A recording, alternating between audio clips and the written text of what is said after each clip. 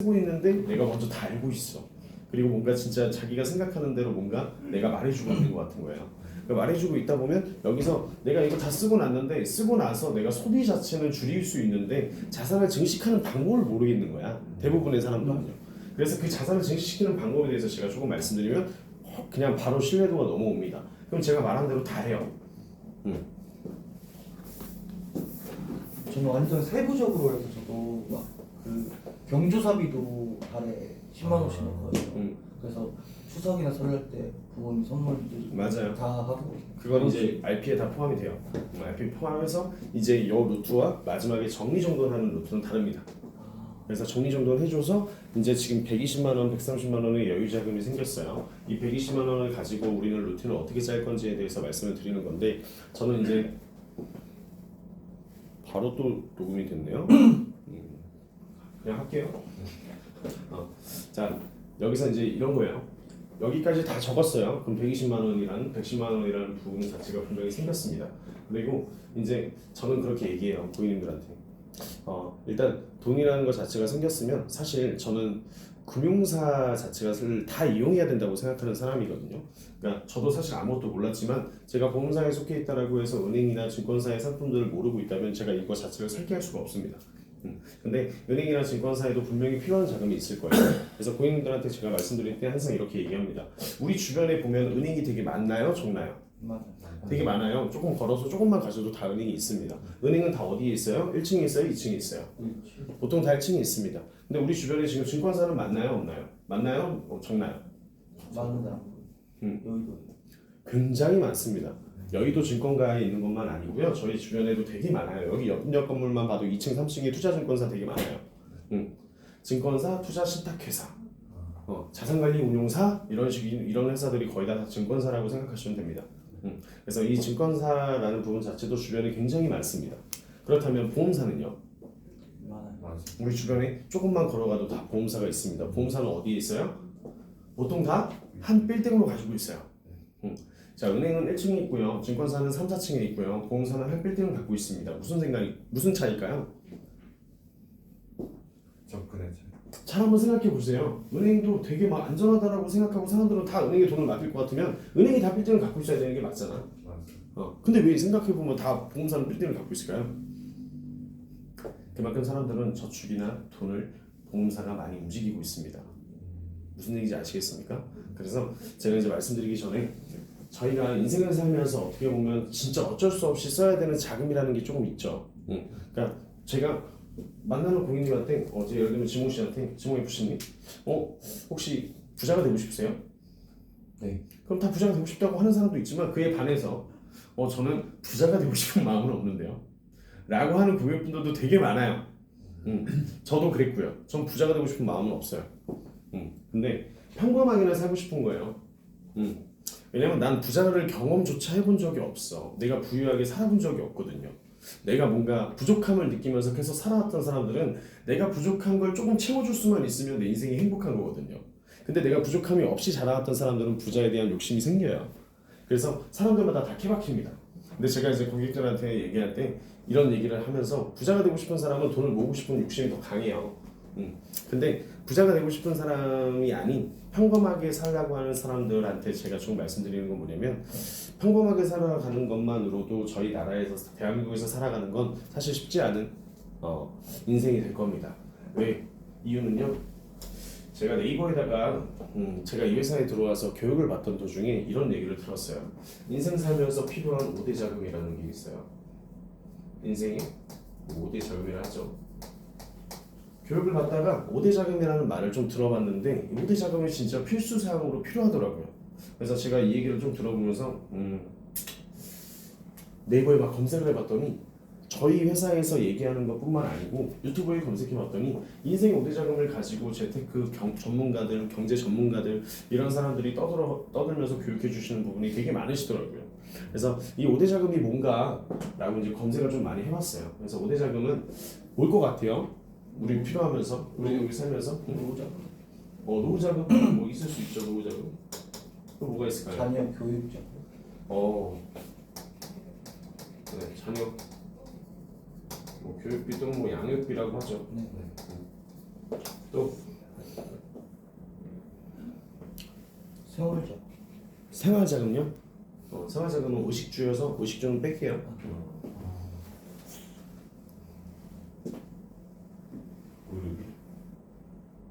의료비? 주시 죄송할 것까지. 자, 우리 살면서 어쨌든 인생에서 좀 이벤트가 여러 가지가 있죠. 보통 첫 번째 이벤트는 결혼입니다. 결혼하실 때 드는 자금이 얼마 정도 들어가시는지 아세요? 3천, 5천. 실질적으로 한 5천이면 돼요.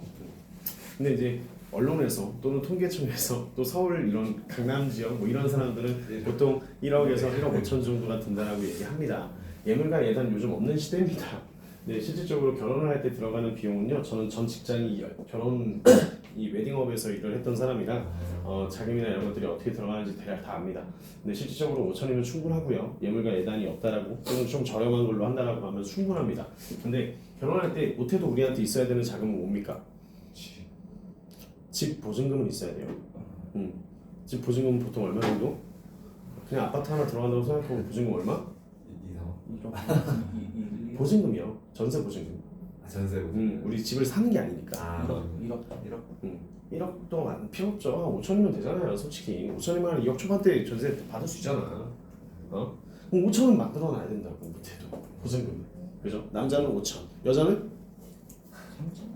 혼수 자금 준비해 와야죠. 아파트 하나 들어가면 그죠? 근데 요즘에 혼수 하나 들어가려면 TV 하나만 해도 얼마예요? TV, 냉장고 이런 것들 다 하면 얼마야? 2, 3천. 2천 갖다 턱도 없어요. 5천 한 3천에서 4천 정도 필요해 못해도. 내가 처음 입사했을 때 여자들이 2천만 모으면 돈 안 모았어요. 아 진짜. 진짜로 2천만 모으면 자기들은 혼수 준비 다 돼 있다는 거예요. 근데 지금은 TV가 뭐 지금 뭐 75인치 아니면 뭐 결혼 안 한다는 여자들도 있어요. 진짜로. 지금 여자들밖에 없으니까 뭔가 비하는 것 같지만 그런 거 아닙니다. 어쨌든 제가 이제 좀 말씀드리고 싶은 건 결혼할 때 들어가는 비용은 그래도 5천 정도 필요합니다. 그리고 결혼을 하게 되면 자녀가 태어나죠? 자녀는 몇 명 정도 계획하세요? 2명? 한 명당 자녀 교육비, 양육비 얼마 정도 들어가시는지 아세요? 2억. 몇 살까지? 20살. 20살까지 2억 5천이라고 해요. 근데 요즘에 20살까지만 키웁니까? 아닙니다. 대학교 30대까지 보통 다 집에 있잖아요? 엄마 아빠 밑에서. 자, 제가 봤을 때 2억 5천은 훨씬 더 훌쩍 넘어갈 겁니다. 근데 어쨌든 통계적으로만 나온 거 2명 하면 5억입니다. 그리고 결혼하고 자녀가 태어났어. 자녀가 어느 정도 큽니다. 그러면 내가 지금 살고 있는 이 집에서 살 수 있어요? 좀 더 넓은 데로 가야겠죠. 이제 내 집 마련을 본격적으로 해야겠죠. 자, 내 집 마련이에요. 지금 현재 동탄 아파트 얼마입니까? 6억 7억 이런 거. 6억 7억 정도. 그거는 신축이 아닌 프리미어가 아닌 일반 아파트가 6억 7억일 거예요. 네. 그죠? 금액이 많이 떨어졌는데도 불구하고 지금 6억 7억 정도 되는데 프리미어 아파트는 제가 알기로는 11억 정도 합니다. 네. 호수 전체가 좀. 그죠? 동탄 20도시도 지금 현재 한 10억 정도를 하고 있죠. 지금 처음 분양가는 아마 7억에서 8억 정도 할 거지만 어쨌든 완공이 다 되고 이제 다 지어지면 11억이 넘어갈 겁니다. 자, 어디요? 100억? 네. 집값 얼마야? 한 14, 5억 할 겁니다. 100억은 그렇게까지 하지 않아요. 그 아파트 네. 거기 제가 거기서 제일 비싼 데가 10억이죠. 그죠? 100억은 그렇게까지 하지 않습니다. 100억은 한 8억, 9억 아 네. 요 정도 선이면 충분히 들어갈 수 있지만 지금도 아파트 값이 많이 떨어지고 있는 추세예요. 100억은 100억보다는 옆에 장현지구가 이제 많이 뜨고 있죠. 자, 거기는 어쨌든 한 요 정도 되고요. 어디라고요? 한남도. 네, 한남도. 아파트 30억이죠. 기본 베티. 네, 기본적인 인프라가 한 30억 정도 됩니다. 근데 왜 그래요? 네.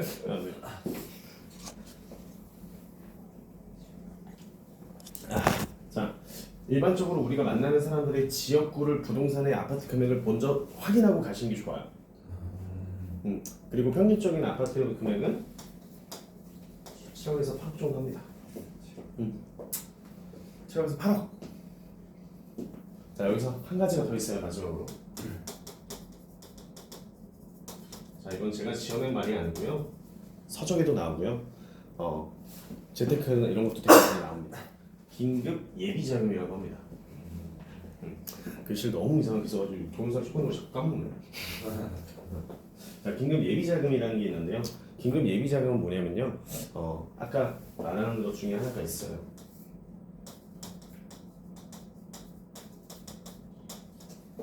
첫 번째는 의료 자산이고요.